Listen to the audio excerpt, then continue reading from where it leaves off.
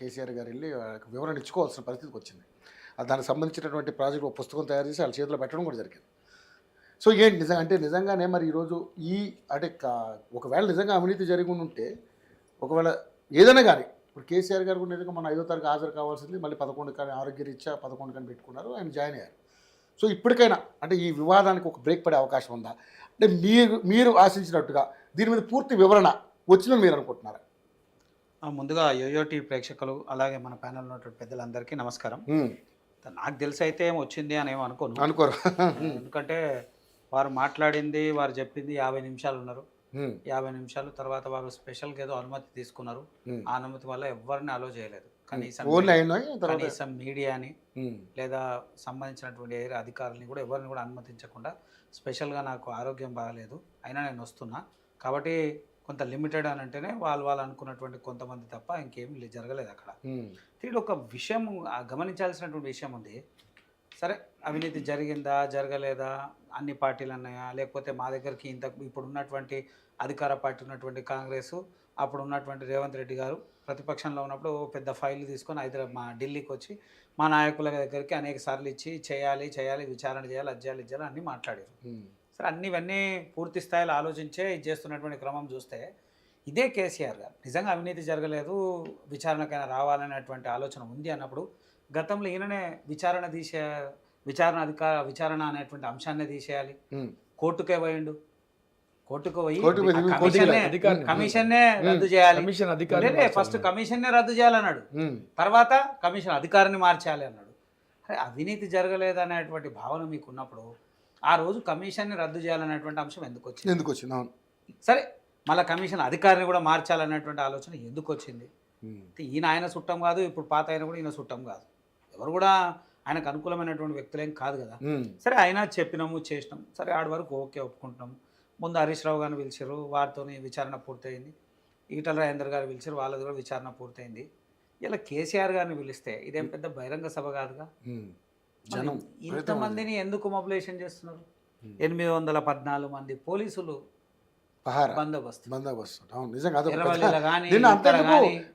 హరీష్ రావు వచ్చినప్పుడు కూడా సేమ్ చాలా మంది ఆ రోడ్ అంతా కూడా బ్లాక్ చేసే పరిస్థితి. అయితే అసలు ఏంది భయం ఏంది? అసలు విజువల్స్ లో చూస్తున్నాం, భయం ఏంది అసలు మాకు అర్థం కాలేదు. ఇప్పుడు మీరు మాట్లాడినా నేను అలాంటి బీఆర్ఎస్ కు మేము రమ్మన్నది కాదు కదా, మా పిలుపుంటే అక్కడ స్థలమే ఉండదు. అన్న మీరు రాసుకోండి, మీరు మాట్లాడినప్పుడు అన్ని రాసుకున్నా, ఇవన్నీ రాసిన చెప్తా, మళ్ళీ మీరు మాట్లాడినప్పుడు చెప్పండి. ఏం భయం? ఎందుకు మంది వచ్చారని చెప్తున్నాం మేము. ఏం భయం? ఎందుకు పిలిపించేటువంటి పరిస్థితి? అంటే ఆల్రెడీ ఒక పెద్ద నాయకుడు వచ్చినప్పుడు ఆటోమేటిక్ గా అవును సార్, అవును, ఇది బహిరంగ సభనా? కాదుగా. బహిరంగ సభనా? లేనప్పుడు నువ్వే దోషిగా, క్లియర్ గా చెప్తాను, నువ్వే ఒక దోషిగా నోటీస్ ఇస్తే విచారణ వచ్చేటువంటి వ్యక్తి నువ్వే ఇంత ఆర్భాటం చేసి ఇంతమందిని మొబిలైజ్ చేసి మొత్తం స్తంభించేటువంటి పరిస్థితులు ఎందుకు? ప్రజాధనం ఎంత దుర్వినియోగం కావాలి? ఇలా 800 మంది ఒక్క దగ్గరనే పనిచేస్తారు. అంటే సుమారు 1500 మంది అధికారులు డిఫరెంట్ నువ్వు మాట్లాడే 18 ప్రశ్నల 50 ముచ్చట్లకి నువ్వు చెప్పే ప్రాజెక్ట్ విషయానికి ఇంతగానో హడావిడి, మళ్ళీ అందరినీ మొబిలైజేషన్ చేయాల్సినటువంటి అవసరం ఏముంది? ఈడ నీకు బల ప్రదర్శన ఎందుకు? తప్పు చేయనప్పుడు బల ప్రదర్శన అవసరం లేదుగా. అధికారికి ఏం చెప్పాలనుకున్నా చెప్పాల్సిన అవసరం లేదు, నువ్వు కామ్గా రావాల్సినటువంటి అవసరం లేకుండా ఆల్రెడీ మాజీ ముఖ్యమంత్రి హోదా ఉంది. ఇది సబ్జెక్ట్ కాదు. రవి గారు ఒక విషయం చెప్తా, రాసుకోండి, మాట్లాడండి, మీరు చెప్పండి.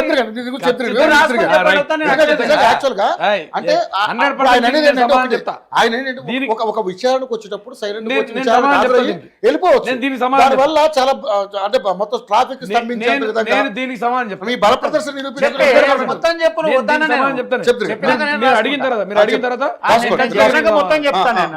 నేను ఏమంటున్నా, ఈ బల ప్రదర్శన ఏంది అంటే ఎవరికి చూపించాలనుకుంటున్నా? మీ పార్టీలో ఉన్నటువంటి నాయకులందరికీ నేను తప్పు చేయలేదు అనుకుంటున్నారా? లేదా తెలంగాణ ప్రజలకి నేను తప్పు చేసిన నాయనకి ఇంతమంది ఉన్నారు అనుకుంటున్నావా? అసలు ఉద్దేశం ఏంది? మొన్నటిదాకా ఫస్ట్ ఏమో విచారణనే వద్దానంటావు, దాని తర్వాత విచారణ అధికారిని మార్చాలంటావు.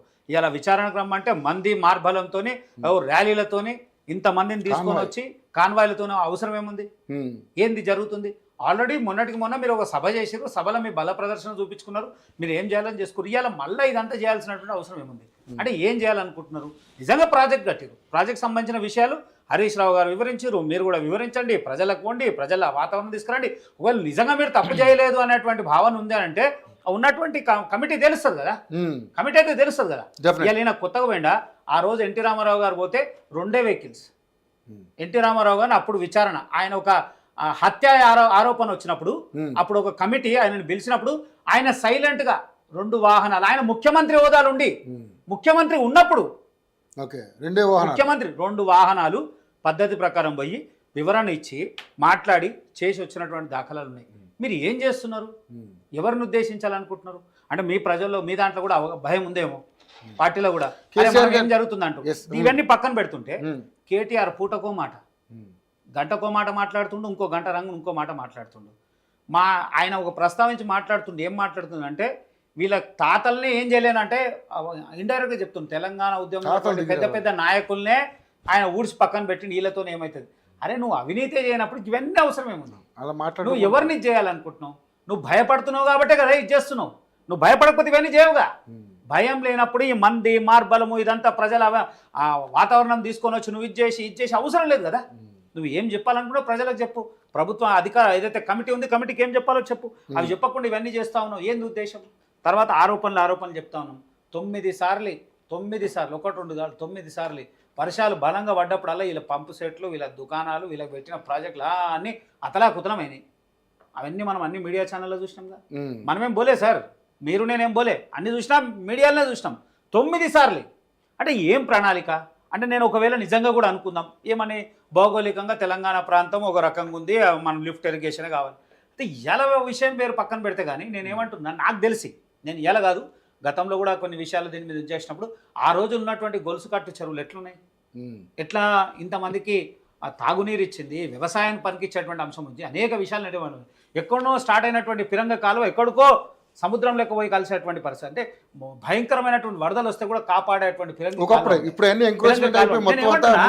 అలాంటి వ్యవస్థలు ఉన్నప్పుడు ఆ వ్యవస్థల్ని పునరుద్ధరించేటువంటి అవకాశం ఉంటుండే కదా. దాన్ని పక్కన పెట్టేసి ఆల్రెడీ ఉన్నదాన్ని వ్యతిరేకమా మీ బీజేపీ? మంచి మంచి మంచి పరిణామం సార్. ఇప్పుడు వ్యతిరేకము ఏదో ఒక వ్యక్తిగా నేను చెప్పడం అన్నది కాదు, అది చెప్పాల్సినటువంటి ఆలోచన ఎవరు చెప్పాలి అంటే ప్రజలు. ఆయన చేసినటువంటి అభివృద్ధి, ఆ ఉన్నటువంటి 1 కోటి ఎకరాలు అన్నాడు, 1 కోటి ఎకరాలకు వచ్చినట్టు ఎక్కడ దాఖలాలు లేవు. 1 కోటి ఎకరాలకు అన్నాడు, మరి ఎక్కడ 1 కోటి ఎకరాలకు వచ్చింది ఏమొచ్చిందో మాకైతే తెలియదు. అది ఎప్పుడు కూడా అఫీషియల్గా రాలేదు. వాళ్ళు నిజంగా 1 కోటి ఎకరాలకు వచ్చి ఉంటే ప్రజల్లో అనేకమైనటువంటి వాతావరణం వస్తుంది, అది ఎక్కడ కూడా కనిపించలేదు. దానికి తోడు నిజంగా కూడా వీళ్ళు ఆ కాళేశ్వరం ప్రాజెక్ట్ అంటే మేము మాట్లాడే ప్రధానమైనటువంటి అంశం ఒకటే, మీరు ఏ నిధులు ఇచ్చినా తెలంగాణ అభివృద్ధి కోసం, సంక్షేమం కోసం ఇచ్చినటువంటి ప్రతి నిధుల్ని మళ్లించి అక్కడికే తీసుకుపోయినాం. అంత ప్రాజెక్ట్ నిర్మాణానికే ఖర్చు పెట్టారు. అంత అవసరం ఏముండే? అనేకమైనటువంటి సంక్షేమ కేసీఆర్ గారు దాన్ని చాలా ప్రాజెక్ట్ తీసుకున్నారు. సార్ ఇగో ప్రెస్టేజ్ గా తీసుకోమనండి, తప్పలేదు, ప్రెస్టేజ్ గా తీసుకోమనండి, చేయమనండి. ఆ ప్రెస్టేజ్ గా తీసుకున్నందుకే కదా అన్ని కుంగిపోతున్నాయి. మేడిగడ్డ కుంగిపోవడానికి గల కారణం ఏంది సార్? మనం ఒక ఇల్లు కడితేనే సాయిల్ టెస్ట్ చేస్తాము, ఇంజనీర్ పిలుస్తాము, ఒకరికి 4 సార్లు మాట్లాడతాము, అక్కడ ఉన్న వాతావరణం ఏందో పూర్తి ఇది చేసుకొని 4-5 ఫ్లోర్లు వేస్తేనే ఇన్నిసార్లు ఆలోచిస్తాం. ప్రాజెక్టులు అంటే 100, 200, 300 మినిమం 500 సంవత్సరాలు ఉండాలి కదా సార్. 500 సంవత్సరాలు ఉండాల్సింది 5 ఏళ్ళు కూడా, 5 నెలలు కూడా ఉండకుండా కుంగిపోతే ఏంటి అర్థం? ఎవరిది లోపం ఇది? అది అక్కడ ఉన్నటువంటి వ్యవస్థ లోపం ఉన్నా, కంపెనీ లోపం ఉన్నా, ఏది లోపం ఉన్నా ప్రభుత్వమే కదా. అంటే మీ నిర్లక్ష్యమే కదా. మీరు హడావిడి చేసిన పనిలే ఇవన్నీ, హడావిడిగా చేసిన పనిలే కదా. కోట్లాది రూపాయల కరెంటు బిల్లు, అరే ఎవరిది? ఎవరు ప్రజాధనం దుర్వినియోగం? అరే నీకు ఎంత లిఫ్ట్ ఇరిగేషన్ అవసరము, మనం ఎంత లిఫ్ట్ చేసి పోయాల్సినట్టు అవసరం ఉంది, ఎంత వనరులు మనకు యూజ్ అయితే అనేది ఆ స్థాయి ఆలోచన లేకుండా హడావిడిగా మీకు పేరు రావాలనేటువంటి ఒక ఆలోచనతోనే మేము పూర్తి స్థాయిలో చేసేసినాం. ఇలా కాళేశ్వరం కల్పతరువు కాళేశ్వరం అదే, అరే నాయన నువ్వు కట్టిన దాన్ని మేము యాక్సెప్ట్ చేస్తున్నాము, మేమేమో కాదు అనట్లేము, కానీ కట్టిన దాంట్లో మీరు చేసినటువంటి అవినీతి ఏంది అని అంటున్నాం. దాని మీద నిన్ను ప్రశ్నిస్తున్నాం. కట్టిన దాంట్లో మీరు చేసినటువంటి లోపాలు, ఆ లోపాలని సవరించాల్సినట్టు మాట్లాడుతున్నాం. తర్వాత ఇవాళ విషయం జరిగింది కాబట్టి వాళ్ళ ప్లానింగ్ ఉంది, వీళ్ళ ప్లానింగ్. ఒకవేళ పూర్తి స్థాయి ఏమన్నాడు అంటే పూర్తి స్థాయి ఇంజనీరింగ్ కానీ వ్యవస్థ కానీ పూర్తిగా కేసీఆర్ మాత్రమే చేసిరు అన్నారు. మరి ఇలా అధికారులు ఎందుకు వస్తూ ఉన్నారు? అధికారులు ఎందుకు బాధితుల్ని చేస్తూ ఉన్నారు? అధికారులు ఎందుకు కేసులు బుక్ అవుతా ఉన్నాయి? అధికారుల మీద ఎందుకు విచారణలో అధికారులు కూడా ఇన్వాల్వ్ అవుతారు? అంటే ఇక్కడ మంచి జరుగుతానేమో నాది నేను అదే అంటున్నా, ఇందాక అదే అడిగాను ఆయన. అది ఒకవేళ ఏదైనా ఇప్పుడు వరకు దీనికి నాకు సంబంధం లేదు, వాళ్ళకి సంబంధం, వీళ్ళ సంబంధం అంటే ఇప్పుడు అధికారులే బలి అవుతున్నారు. ఇప్పుడు బలి పశువులు చేసింది అధికారులు. ప్రతిసారి కూడా జరుగుతున్నటువంటి విషయం ఇదే. అంటే ఇప్పుడు మేము చెప్తున్నాము, మంచి జరిగినటువంటి సంఘటన వచ్చినప్పుడు చాలా సార్లు చెప్పినాం. కానీ ఇక్కడ వాస్తవ విషయాలన్నీ విడ్డూరంగా ఉన్నప్పుడు ఎట్లా మాట్లాడతాం, ఎట్లా యాక్సెప్ట్ చేస్తాం? దాన్ని పూర్తి స్థాయి ఒప్పుకునేటువంటి పరిస్థితులు లేవు కదా. దాని అందుకోసం ఆ ఉద్దేశంలోనే ఉండి ఒకటే చెప్తాను, నిజంగా కూడా ఏదైతే పూర్తి స్థాయి ఆలోచనతో చేసినటువంటి విషయం ఉందో ఒకటి మాత్రం గౌరవిస్తా ఉన్నాం. ఇప్పటికైనా ఏదో వేరే నన్ను మించినటువంటి వ్యక్తులు ఎవరు లేరనేటువంటి ఆలోచనతో ఆ కమిషన్ కూడా హాజరు కాకపోయి ఉంటే ఇలా దోషి కాదు, పూర్తిగా ఆయన్నే కావాలని చేసినటువంటి అంశం ఉంటుండే. పూర్తి స్థాయిగా ఆయన వచ్చి కమిషన్ ముందు విషయాల్ని పూర్తి స్థాయి తెలియజేస్తుంది కాబట్టి ఒక వరకు ఒప్పుకుంటున్నాం. కానీ ముందన్న బల ప్రదర్శన చేసి అధికారంలో ఇచ్చేసి ఇంకోరిని చేసినటువంటి మాట మాట్లాడాల్సినట్టు అవసరం లేదు. కేసీఆర్ గారు మాట్లాడుకుంటూ ఒక మాట మాట్లాడుతుండు అంటే ఆయన ముఖ్యమంత్రి హోదాలు ఉన్నప్పుడు, ఆయన ముఖ్యమంత్రి హోదాలు ఉన్నప్పుడు ఎప్పుడు మాట్లాడు, మాజీ ముఖ్యమంత్రి అయిన తర్వాత కూడా అట్లనే మాట్లాడుతుండు. ఫోన్ ట్యాపింగ్ విషయంలో అంటే అన్ని ప్రభుత్వాలు చేస్తాయి, కానీ ప్రభుత్వాలు చేస్తాయి, ఇంటెలిజెన్స్ పర్సనల్ గా చేయవు కదా, పర్సనల్ చేయవు కదా. అట్లనే ఇలా నువ్వు కాళేశ్వరం కట్టినావు, కానీ ఏ నిధులు ఎక్కడా, ఎంత దుర్వినియోగం చేసినావు, ఏ స్థాయి అవసరం ఉండే, ఏ వనరులు ఎక్కడెక్కడ మిస్యూజ్ అయింది అనేటువంటి అంశం మీదే పూర్తి స్థాయి విచారణ జరుగుతుంది. ఆ విచారణకు సహకరించాల్సిన అవసరం ఆయనకు సహకరించారని అనుకుంది. ఎందుకంటే దాదాపు 50 నిమిషాల పాటు ఆయన అడిగిన ప్రశ్నలన్నింటిలో ఏమో దాంట్లో ఒక మర్మం అంటున్నారు. 18 ప్రశ్నలు అంటున్నారు, ఏం బయటకు వచ్చినా రాలేదు. 50 నిమిషాలు అంటున్నాము. అని ఇక్కడ రీఇంజనీరింగ్ చేయడానికి ప్రధాన కారణం ఏంటి అనేది కూడా కేసీఆర్ని అడిగినట్టుగా చెప్తే ఆయన సమగ్రంగా దాని మీద వివరించడం జరిగింది అంటున్నారు. అదేవిధంగా లొకేషన్ ఎందుకు మార్చారంటే కూడా దానికి సంబంధించి ఇక్కడ ఇచ్చారు, మామూలు క్లియర్గా ఏమి ఇచ్చారంటే అదే ఇప్పుడు చెప్తాను చూడండి, లొకేషన్ ఎందుకు మార్చాల్సి వచ్చిందో కేసీఆర్ సుదీర్ఘంగా వివరించారు. సిడబ్ల్యూసి తుమ్మిడి హిట్టి వద్ద నీటి లభ్యత లేదని చెప్పిందని వ్యాప్కో సర్వే చేసి నివేదిక ఇచ్చిందన్నారు. టెక్నికల్ టీం 3 బ్యారేజీలు నిర్మించాలని చెప్పిందన్నారు. తుమ్మిడి హిట్టి వద్ద ప్రాజెక్టు నిర్మాణానికి మహారాష్ట్ర అంగీకరించలేదని చెప్పారు.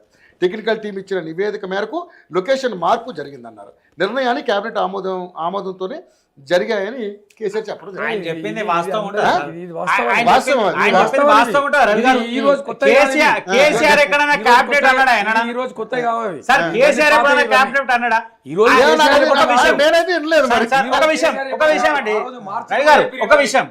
గతంలో కేంద్రం నిధులు ఇస్తారంటే ఎందుకు ఇస్తారంటే మేము ఏం చెప్పినాము, మీ క్యాబినెట్ ఆమోదపరిచి మీరు మాకు రిపోర్ట్ ఇవ్వండి ఆయన, మేము రిలీజ్ చేస్తాం డబ్బులను.